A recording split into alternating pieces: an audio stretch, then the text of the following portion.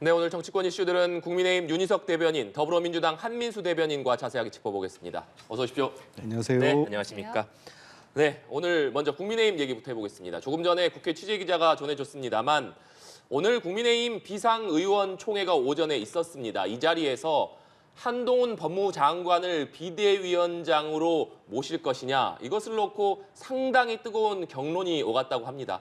윤희석 대변인님, 그 한동훈 법무장관이 비대위원장으로 적합하느냐, 이걸 놓고 좀 경론이 오갔다고 하는데 이거 어떻게 봐야겠습니까? 예, 그 첫 발언자부터 한동훈 장관을 비대위원장으로 하는 게 어떠냐는 의견이 있었고, 네. 뒤이어서 다른 의원 한 분도 비슷한 주장을 했었고, 근데 거기에 대해서 그것이 부적절하다. 중도 확장성을 아마 이유로 들어서 그 말씀을 하신 것 같은데, 어쨌든 논의의 중심에 한동훈 장관이 있었던 것은 맞고요. 네. 또 중진들 위주로는 원희룡 장관이 어떠냐 이런 얘기도 있었고 해서 다양한 의견이 있었던 그런 의총이었다고 생각합니다. 네. 한동훈 법무장관, 지금 국민의힘 비상의원총회에서도 비대위원장으로 적합하느냐를 놓고 좀 논쟁이 있었다라고 하는데 실제 한동훈 법무장관이 국민의힘 비대위원장으로 올 가능성 얼마나 된다고 보십니까? 다른 당 얘기죠. 네. 저는 뭐 현역 국민의힘 의원도 아니니까 의총장에 안 들어갔습니다. 보도를 보면은 여러 명이 거론될 거라는 예측보다는 한동훈 장관이냐 아니냐를 가지고 논란이 벌어진 것 같습니다. 근데 한동훈 장관을 비판하는 쪽에서는 저도 깜짝 놀랐는데 제목 보니까 김주애를 올리는 거냐. 김주애 누군가 찾아봤어요. 보니까 김정은 네. 위원장의 큰딸.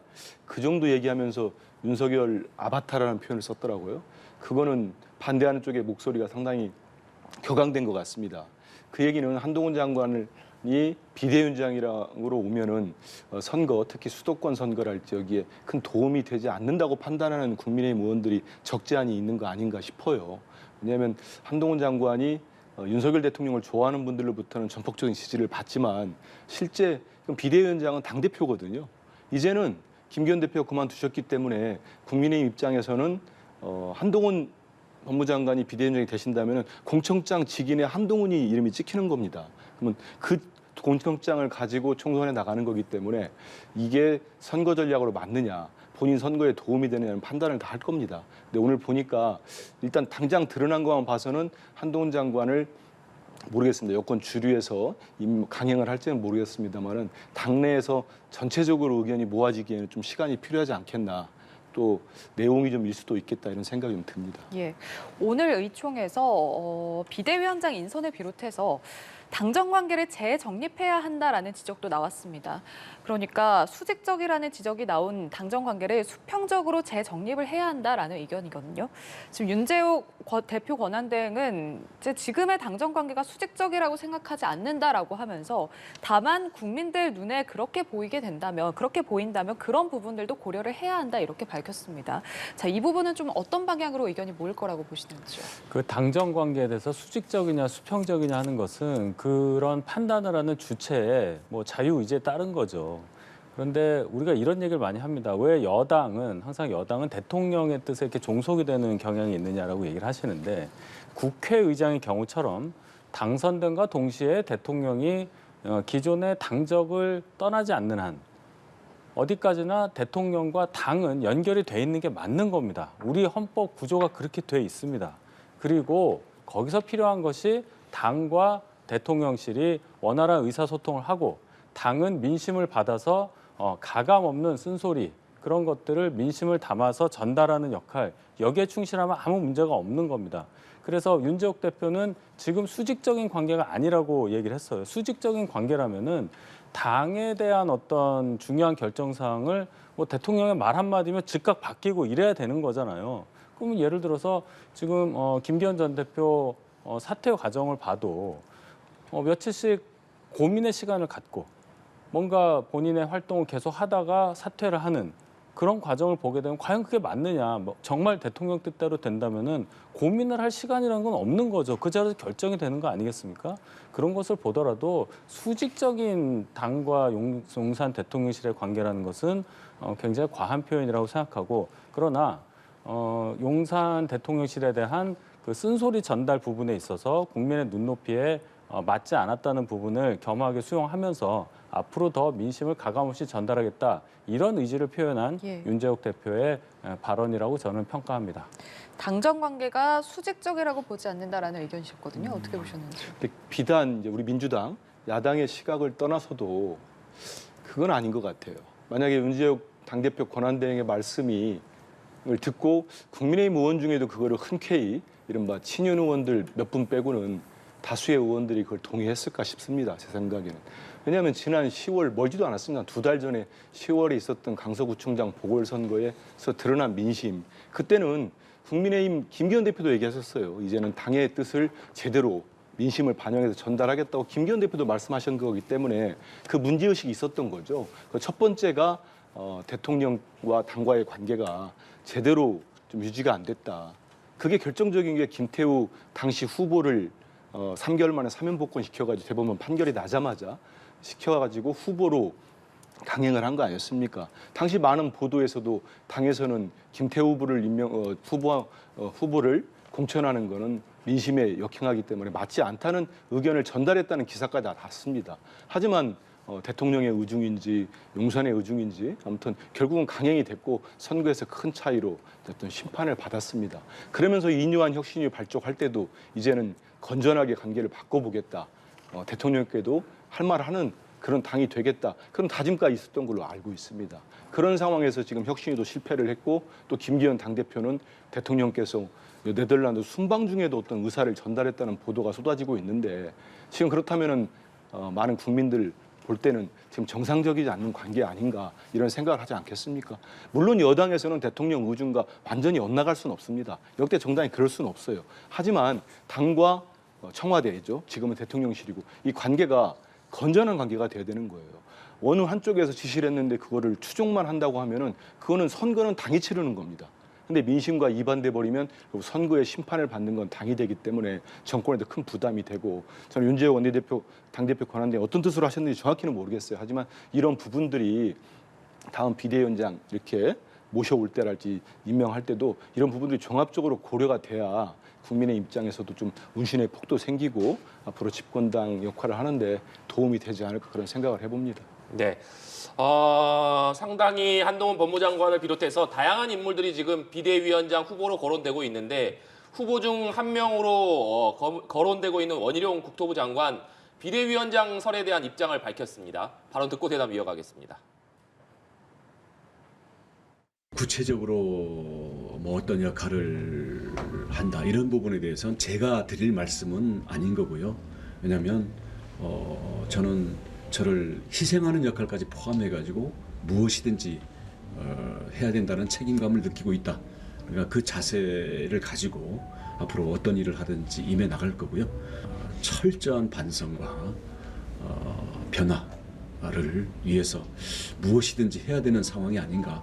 주어지는 역할이 무엇이든지 간에 이런 반성과 변화에 저 자신부터 몸을 던질 생각입니다. 주어진 역할이 무엇이든 내 몸을 던지겠다 이렇게 얘기했습니다.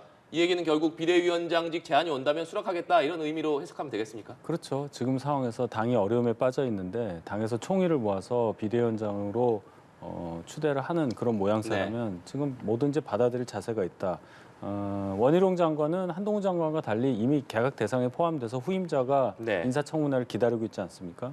그런 차원이기 때문에 어쨌든 당으로 돌아오기로 정해져 있기 때문에 그런 상황에서도 훨씬 더 이 부분에 대해서 응답할 준비가 돼 있다고 저는 생각합니다. 네. 원희룡 장관 지금 다양한 후보 중 한 명으로 거론되고 있습니다만 한민수 대변인께서는 원희룡 장관이 비대위원장이 될 가능성은 얼마나 된다고 보십니까? 높지는 않아 보입니다. 왜냐하면 여권에서도 여러 가지 생각을 할 텐데 원희룡 장관은 지금 말씀만 들어서는 만약에 하라고 권유가 오고 대통령이 됐던 이렇게 권유가 온다면 할 것 같긴 합니다. 근데 원 장관 입장에서도 상당한 부담이 생길 거예요. 지금까지 많이 알려진 대로 본인은 이제 험지라고 표현한 인천 계양을에 출마를 한다면 그게 또 이재명 우리 당 대표가 계시지 않습니까? 그러면 본인 선거를 치르는데도 녹록치는 않을 겁니다. 그런 상황에서 당대표 비대위원장이라는 중책을 맡아가지고 전체 선거를 디자인하고 그렇게 좀 더 이렇게 관리하는 역할을 맡는다면 부담이 클 수밖에 없습니다.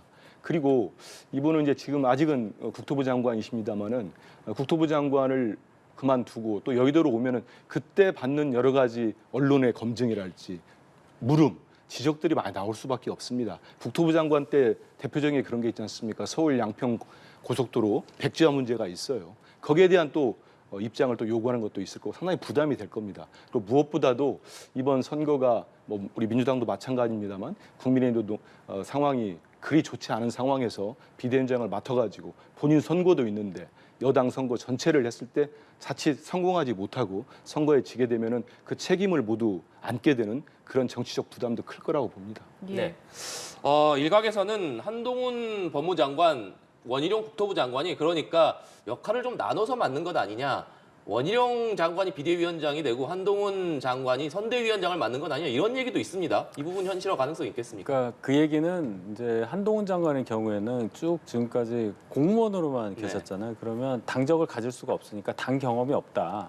그런데 원희룡 장관은 뭐 정치하신 지가 20년이 넘었고 국회의원도 여러 번 하셨고 저 제주도지사도 하셨고 하니까 당을 안다는 입장에서 보면 비대위원장, 당대표로서의 역할이 어울린다 이 얘기고 한동훈 장관의 경우에는 그렇다면 선거에 조금 더 도움을 줄 수 있는 네. 선거 전면에 나서서 선거를 끌어줄 수 있는 역할이 낫지 않냐 뭐 이런 정도 얘기인데요. 어쨌든 그것은 윤재호 원내대표가 임명권자로서 비대위원장을 임명하는 거거든요. 그 순서대로 봐야 하는 거지 지금 뭐 동시에 비대위원장과 어떤 선대위원장이 이 결정되는 게 아니니까 순서상 시간을 보고 봐야 될 것 같습니다. 네, 알겠습니다.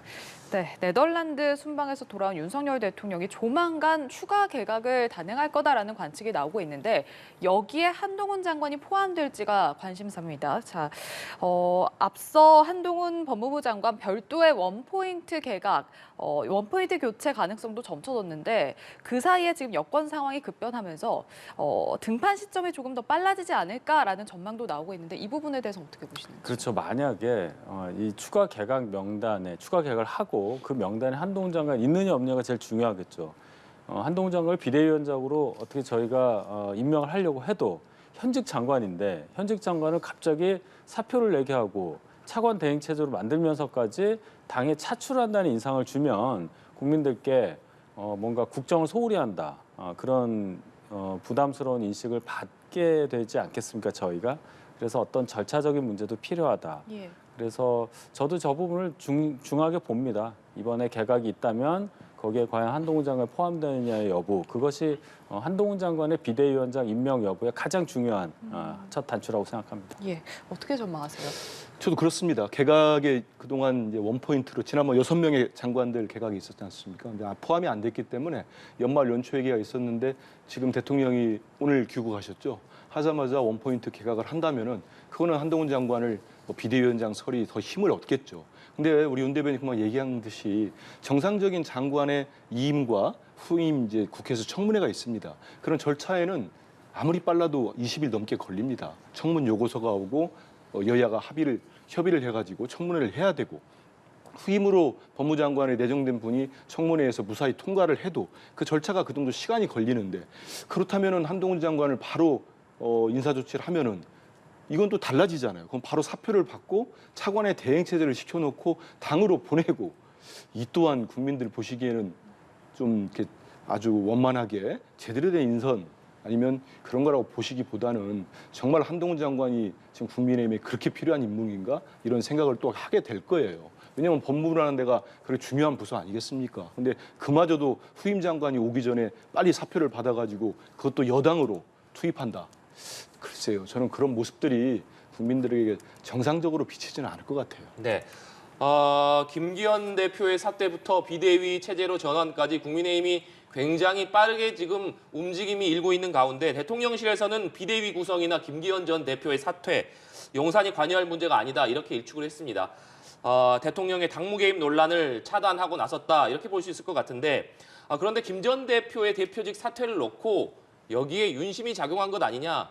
윤석열 대통령이 네덜란드 순방 전에 김기현 대표와 이런 얘기를 나눴다. 뭐 이런 보도들이 아침에 신문에 많이 나왔습니다. 이 네. 부분 뭐 어떻게 보고 계십니까? 그러니까 그 부분은 그 현장에 있지 않은 사람은 판단할 수 없는 문제입니다. 과연 그런 일이 있었는지 없었는지도 모르는 거고 그것을 확인이 안 된 상태에서 뭐 대통령이 경로했다든지 이런 자극적인 표현을 써서 보도가 나오는 것에 유감을 표합니다. 제가 볼 때는 아까 말씀드렸듯이 김기현 대표가 사퇴를 결정하는 과정에서 고민의 시간을 가졌다는 네. 것 자체가 어떤 대통령의 의사에 따라서 진퇴를 결정한 게 아니라는 방증으로 제가 든다 이 말씀을 드렸고, 김기현 대표가 마치 울산의 본인의 지역구를 지키기 위해서 대표직을 버렸다 뭐 이런 지금 얘기를 하는데 전혀 그렇지 않다는 것을 말씀드리겠어요. 김기현 대표가 울산에서 4선을 하고 4선에서 5선을 간다. 그것이 당대표로서 책임을 갖고 총선에 집중해서 일을 한다 하는 것과 어떻게 비교가 되겠습니까? 김기현 대표는 최근에 혁신위에서 나온 어떤 혁신 요구에 지도부가 적절하게 대응하는데 실패했다는 여론, 거기에 따른 부담을 느끼고 결국 장고 끝에 본인이 대표직을 내려놓는 게 당을 위해 낫겠다고 판단해서 대표직을 내려놓은 것이지, 울산 지역구를 지켜서 5선이 되기 위해서 당대표직을 버리는 그런 분은 절대 아니라고 저는 생각합니다. 네.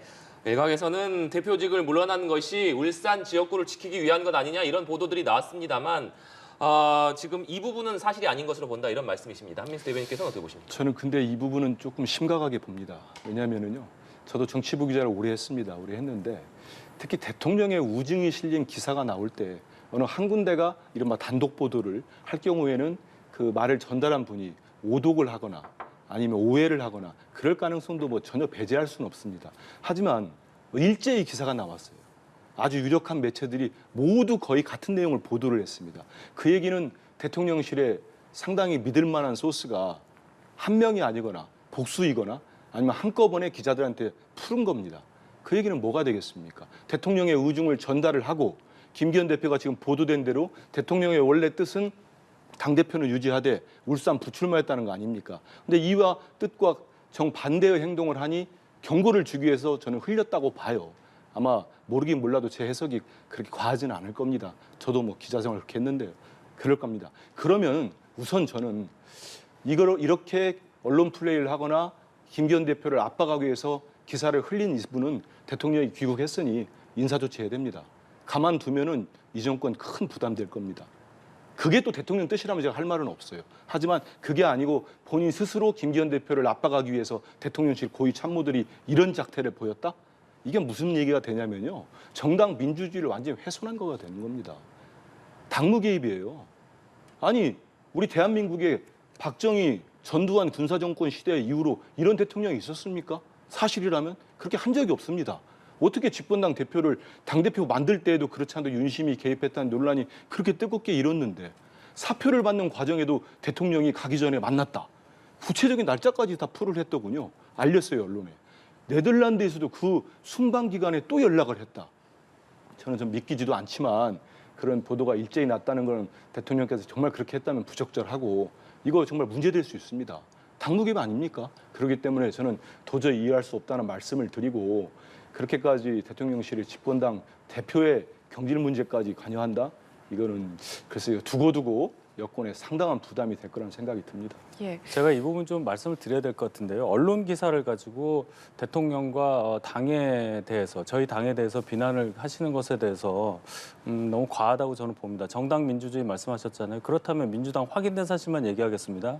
민주당에서 5선 의원을 하고 국무총리를 지내고 당대표를 지내고 직전 대선 후보가 될 뻔한 분에 대해서 개딸이라는 분들이 수박이라는 멸칭을 쓰고 그 분과 같이 정치 행동을 같이 하시는 분에 대해서 지역구 사무실에 가서 물리적인 폭력을 가하고 이런 분들을 그대로 두는 정당은 정당 민주주의를 따르고 있는 것입니까? 거기에 대해서 얘기하면 한두 끝도 없기 때문에 확인된 사실에 대해서만 비난해 주시기를 바랍니다. 예. 자, 민주당 이야기도 해보겠습니다. 이낙연 전 대표가 신당 창당을 공식화한 가운데 민주당 내에서 반대와 우려의 목소리가 이어지고 있습니다.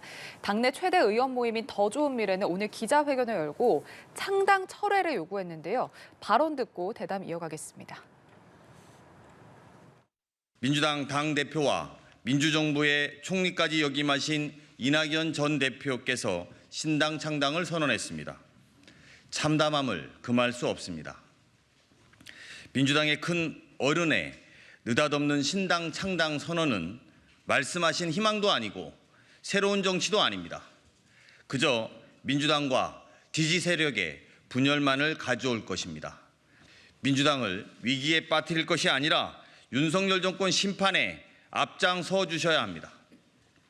함께했던 민주당과 그 지지자들에 대한 최소한의 정치적 도리를 지켜주십시오. 네, 이낙연 전 대표가 신당 창당 계획을 공식화했습니다만 지금 민주당 당내에서는 거리두기 그리고 이런 공식적인 반대 목소리가 나오고 있습니다.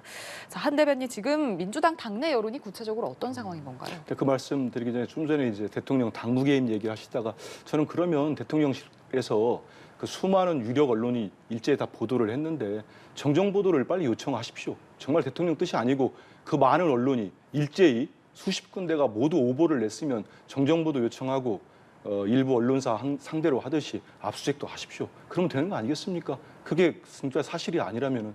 그리고 대통령의 당무 개입하고 열성 지지자들의 항의 표시하고 어떻게 특채가 되겠습니까? 그런 말씀은 제가 또 드리고 싶습니다. 그리고 지금 더 좋은 미래 우리 강훈식 대표로 제가 알고 있는데 저 입장을 얘기한 거는 전 그런 생각은 좀 듭니다. 이낙연 전 대표처럼 문재인 정부에서 총리도 하시고 집권당 대표를 하셨기 때문에 정말 정치적 비중이 누구 못지않게 무겁고 또 우리 민주당의 소중한 자산 아니겠습니까? 정치 지도자고. 근데 신당 얘기를 방송이나 인터뷰에 많이 하셨어요. 그리고 구체적인 시점까지 말씀하셔가지고 저 상당히 우려스럽다 이런 얘기를 드리는데 이렇게 움직이실 때 저는 주변에서도 그래도 많은 분들이 뜻을 같이 하거나 이런지 않았을까는 좀 생각이 들었었는데 저도 뭐 기자 출신이니까 많이 취재도 해보고 우리 강훈식 의원도 얘기했지만 지금 당내에서는 말씀하신 대로 거의 동조하시는 현역 의원은 제가 찾을 수는 없습니다. 비등한 예로 이제 우리 당내에서 가장 큰 연구 모임인 더 좋은 미래도 반대하는 입장을 냈고 지난 경선 때 이낙연 전 대표와 같이 하셨던 후보실을 같이 했던 의원들께서도 지금 공개적으로 입장을 내고 계십니다. 신당 창당은 도저히 있어서는 안 되는 일이다. 지금이라도 빨리 처리해달라는 입장을 내기 때문에 당내에서는 현재로서는 이낙연 전 대표의 지금의 신당 움직임에 대해서는 어떻게 찬성하시는 분은 제가 보거나 듣기로는 거의 없는 것으로 알고 있습니다. 그래서 이낙연 전 대표도 또 워낙에 진중하신 분이고 하니까 본인 생각이 있으시겠습니다만은 이런 당내 많은 동료 의원들 또 당원들 이렇게 만류하는 목소리를 들으시고 조금 더 신중하게 좀 판단해 주셨으면 좋겠다는 말씀 드리고 싶습니다. 예, 윤 대변인님께서는 민주당의 이런 상황 어떻게 바라보고 계십니까? 저는 민주당이 조금 더 이 상황을 심각하게 봐야 된다고 생각합니다. 이낙연 대표라는 그 아까 가장 당내 소중한 자산이라고 말씀하신 분이 왜 당을 나가려고 하는가를 봐야죠. 단순히 본인과 또 본인을 따르는 분들의 공천 문제 때문에 저러는 거냐, 당의 주도권을 잡기 위해서 그러는 거냐, 그 차원이 아니라는 말씀을 드리고 싶은 거예요. 결국은 이낙연 전 대표는 본인이 민주당의 정통성을 갖고 있는 사람인데 아까 제가 설명드렸던 바와 같이 당내에서 자신을 대하는 그 방법과 상황이 이 정당 민주주의에 전혀 맞지 않는다는 지적을 한다고 보는 겁니다. 호남이라는 정치적인 기반을 갖고 있고 김대중 대통령, 김대중 정신 이것과 직접 연결된다고 볼 수 있는 이낙연 대표에 대해서 이재명 대표가 된 이후 어떤 일들이 민주당 내에서 벌어졌는지 이것을 심각하게 봐야지 당내에서 다른 사람이 없는 것 같다. 저는 기자 출신이 아니어서 취재가 잘 안 됐을 수는 있지만 객관적인 차원에서 볼 때 민주당의 내홍은 그 자체로 굉장히 큰 폭발력을 갖고 있다. 정통성의 문제로 비화할 수 있다. 그렇기 때문에 앞으로 상황을 잘 지켜봐야 한다. 여기까지 말씀드리겠습니다. 네. 그렇다면 이낙연 전 대표의 신당 창당에 대한 여론은 어떤지 한번 보시겠습니다. 네, 한국갤럽이 지난 12일부터 14일까지 전국의 만 18세 이상 유권자 1,002명에게 조사한 결과입니다. 자세한 내용은 중앙선거 여론조사 심의위원회 홈페이지에서 확인하실 수 있다는 점 말씀드리고요. 먼저 그 결과를 보면 이낙연 중심 신당 창당에 대한 인식을 보면 좋게 본다가 34%, 좋지 않게 본다가 46%로 조사가 됐습니다. 다음으로 더불어민주당 지지자들을 한정해서 답변을 했을 때 긍정적인 인식이 21%, 부정적인 답변이 71%로 조사가 됐습니다. 무엇보다 더불어민주당 지지자들을 대상으로 한 조사에서 부정적인 답변이 71%나 나왔다는 점, 이낙연 전 대표 입장에서는 물론 제3세력, 그러니까 양당을 지지하지 않는 세력을 대상으로 하고 있다 이런 얘기는 하고 있습니다만 일단 민주당 지지자들 사이에서 이렇게 부정적인 결과가 많이 나왔다는 점 자체는 좀 부담이 될 것 같은데 어떻습니까? 말씀하신 대로 이낙연 전 대표님이나 주변에 이제 신당을 준비하시는 분이 계신다면 이번 여론조사가 저는 영향을 미칠 걸로 보고 있습니다. 물론 뭐 지금 이제 우리 민주당이나 국민의힘을 흔쾌하게 지지하지 않는 분들이 있기 때문에 그분들을 대상으로 그 당을 만드신다는 말씀도 하시고 했지만 일단 기본적으로 이낙연 전 대표는 민주당에서 정치를 오래 하셨고 네. 선친도 그러셨습니다. 그렇기 때문에 그런 민주당을 사랑하시는 마음에서 민주당 지지층에서 이렇게 절대 다수가 신당 창당을 해서는 안 된다는 여론은 저는 그 이낙연 전 대표에게 많은 영향을 주고 어떤 이런 부분들이 이낙연 전 대표께서 창당론을 거둬들일 수 있는 어떤 명분이랄지 어떤 생각을 제고할 수 있는 그런 역할을 할 수 있지 않을까 싶습니다. 무엇보다 이런 것들은 이제 이낙연 전 대표가 당을 만드는 이유가 뭐겠습니까? 본인의 어떤 정치적 역할도 하고 다음 총선에서 큰 기대를 받겠다는 그런 거 아니겠습니까? 네. 근데 여론 지형은 뭐 지금은 이렇게 상당히 부정적으로 나왔습니다. 이거는 우리 민주당을 지지하시는 당원들뿐만 아니고 지지자나 많은 국민들께서 예전에 이제 민주당이 분열됐던 모습들을 다 기억을 하고 계십니다. 특히 호남 쪽에 계신 유권자 분들도 특히 그러기 때문에 지금 내년 4월 총선에서는 민주당 중심으로 분열되거나 균열되지 않고 통합해서 선거를 치러야 된다. 그래야 이길 수 있다. 이런 많은 마음들이 담겨 있는 조사라고 해석하고 있습니다. 네.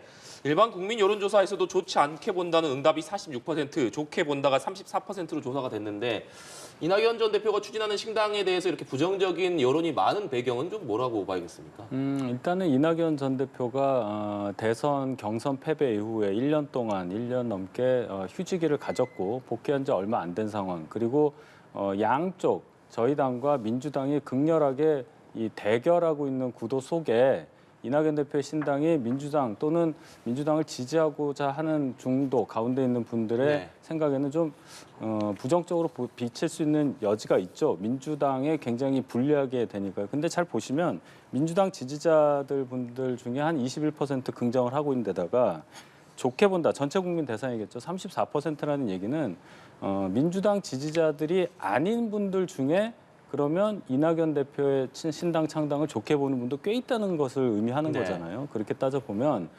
신당 창당, 즉 공천 시즌이 다가오고 총선이 다가올수록 조금 더 이 힘이 세질 여지가 있다고 봐요. 왜냐하면 이낙연 전 대표가 이 행보를 멈출 수가 없을 겁니다. 명분을 갖고 있기 때문이에요. 민주당 정통성에 대한 문제 제기를 계속 해왔습니다. 민주당의 적자는 나다라는 얘기를 계속 하신단 말이에요. 그럼 멈출 수 없다는 차원에서 민주당의 이재명 대표 행보가 이분들을 본인과 이낙연 전 대표와 행보를 같이 하는 분들 끌어안는 움직임이 별로 없다고 가정할 경우에는 원심력이 작용한다고 봐요. 그렇게 될 경우에는 지금보다는 여론이 좀 움직일 가능성이 있다. 이 정도로 생각합니다. 예. 자, 앞서 홍익표 원내대표 그리고 더미래 등 이제 당내에서는 이재명 대표가 직접 이낙연 전 대표를 만나서 이 부분에 대해서 좀 수습을 해야 한다라는 목소리가 나왔었거든요. 앞서 이 대표의 회동 제안에 이낙연 전 대표가 사진 한 장 찍는 거는 의미가 없다 이렇게 밝히지 않았습니까? 그 이후로 지금 뭐 명락 회동에 대해서 어떤 이야기가 나오고 있지는 않은 상황인데 이재명 대표가 이낙연 전 대표를 만나야 한다 이렇게 보십니까? 일단은 그 현재로서는 말씀하신 대로 앵커 말씀하신 대로 이낙연 전 대표께서 그런 입장을 보이셨기 때문에 이루어지지 못하고 있는 상황입니다.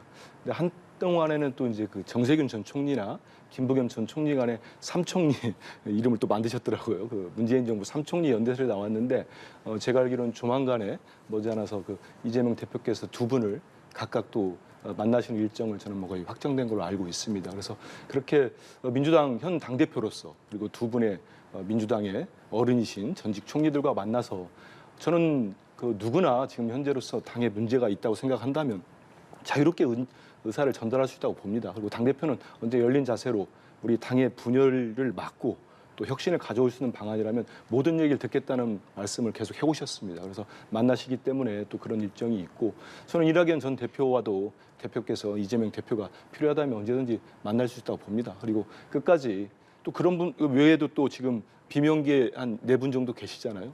필요할 경우 우리 지도부가 수시로 얘기하고 정말 그분들이 어떠한 그 입장을 갖고 계신지 들어보고 그 안에 있는 작은 차이는 저는 언제든지 극복할 수 있다고 봅니다. 밖에 있는 상대와의 큰 차이가 있고 또 선거라는 큰 일이 남겨져 있는데 안에서 그런 작은 차이를 극복하지 못하겠습니까? 그거는 만나서 소통하고 대화하면 충분히 이겨낼 수 있다 저는 생각합니다. 예, 이재명 대표가 다시 이 전 대표에게 손을 내밀까요? 어떻게 전망하세요? 뭐 내밀려고 노력은 하겠죠. 근데 제가 말씀드렸듯이 사진 한 장 찍는 게 의미 없다 한 얘기가 바로 그 얘기입니다.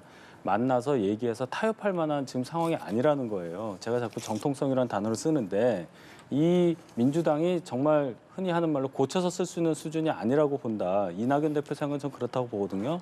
그리고 지금 비명계 4인 원칙과 상식 그분들을 만나서 작은 차이를 극복할 수 있다고 하시는데 이분들이 얘기한 지가 너무 오래됐는데 이분들의 요구 하나라도 들어준 게 있느냐 이재명 대표. 예를 들어서 제명인의 마을 이장직 관둬라 이원욱 의원이 엄청나게 전부터 얘기했는데 이제 나온 대답이 논의를 해보겠다예요. 논의를 해보겠다.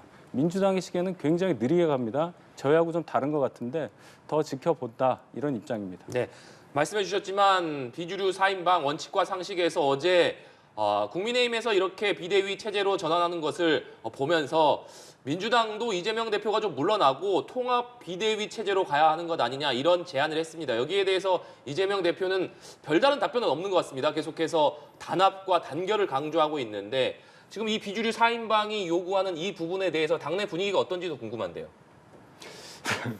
왜냐하면 그 비주류 이른바 네. 4인방과 이렇게 쭉 만나오셨던 우리 당 지도부들이 있더라고요. 저도 회의에 들어가 보니까 얘기를 들어보니까 그분들이 좀 당황을 하셨더라고요. 왜냐하면 그동안 계속 요구를 했답니다. 네. 왜냐하면 어떤 부분들을 구체적으로 좀 얘기를 달라. 그래서 대화를 하고 계속 해왔는데 갑작스럽게 기자회견을 열어서 당대표를 물러나라.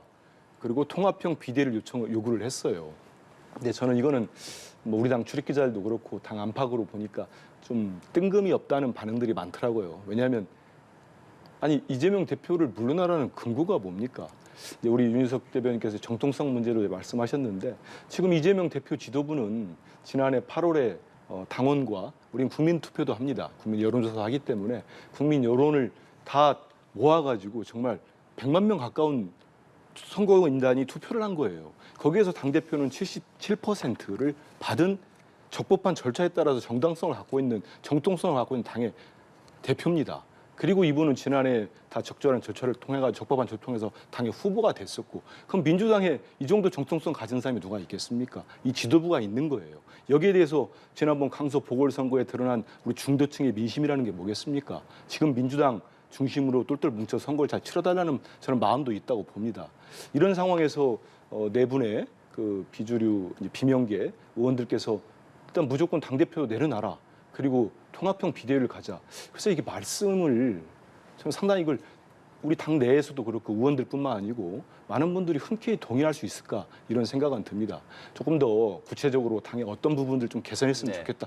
하다못해 정말 이장직이라도 내놓을 이건 좀 저는 뭐 개인적으로 좀 이장직이 무슨 뭐 우리 행정구역상 이장직도 아니고 커뮤니티 이장직인데 전 그 얘기는 하고 싶어요. 그분들한테. 제명인의 마을에 제명이가 있어야지 민수네 마을에 민수가 있어야 될 거 아닙니까? 꼭 나오라는 거 아닙니까? 그것도 검토하겠다고 했는데 좀 구체적인 요구사항 그리고 본인들 어떻게 하면 당이 조금 더 뭐 본인들 얘기할 수 있다. 그건 받아들일 수 있겠습니다만은 그것도 아니고 무조건 당대표를 내려놓으라고 하면은 그러면 당대표를 내려놓으라고 하는데 찬성하는 의원들이 많겠습니까? 4명 말고. 저는 한 명도 찾을 수가 없다고 봅니다. 그래서 본인들 주장을 이렇게 말씀하실 때는 뭐 주장이 할 수 있겠지만 좀 어떤 적합성이랄지 많은 당원들이나 국민들 또 우리 의원들도 볼 때 좀 설득력 있는 그런 말씀을 했으면 좋겠다는 생각은 듭니다. 네. 원칙과 상식 네 분이 통합 비대위까지 제안을 했습니다만 뭐 정청래 최고위원이라던가 약간 면박성 발언도 했기 때문에 사실 지금 이 네 명이 요구하는 부분들이 민주당에 수용될 가능성 거의 없어 보입니다. 민주당의 변화를 기다리겠다고 이 네 명 계속해서 얘기를 했습니다만 결국 이 네 명 어떤 선택을 하리라고 보십니까? 결국은 다른 선택을 하지 않을까. 민주당 단일 대우에서 이탈할 가능성이 크다고 봐요. 아까 말씀하신 제가 정통성이라는 말은 선출 과정에서의 절차적인 정당성을 의미하는 게 아니고 민주당 정신, 민주당이라는 정체성에 맞는 사람이 이재명 대표냐. 그런 활동에 그런 정신에 맞는 활동을 지금까지 당 대표로서 이재명 대표가 해왔느냐 그 지적입니다. 그것에 반발하는 분위기에 대표격이 이낙연 전 대표고 또 비명계 4인이라고 보거든요. 아마 이재명 대표 입장에서는 절대 받아들일 수 없는 입장이기 때문에 이 네 분을 포함한 또 다른 분들 또 이낙연 전 대표 더불어민주당이라는 한 울타리에서 정치 활동하기 어렵다고 저는 생각합니다. 예, 두 분 말씀 오늘 여기까지 듣도록 하겠습니다. 국민의힘 윤희석 대변인, 더불어민주당 한민수 대변인과 이야기 나눠봤습니다. 고맙습니다. 네, 감사합니다.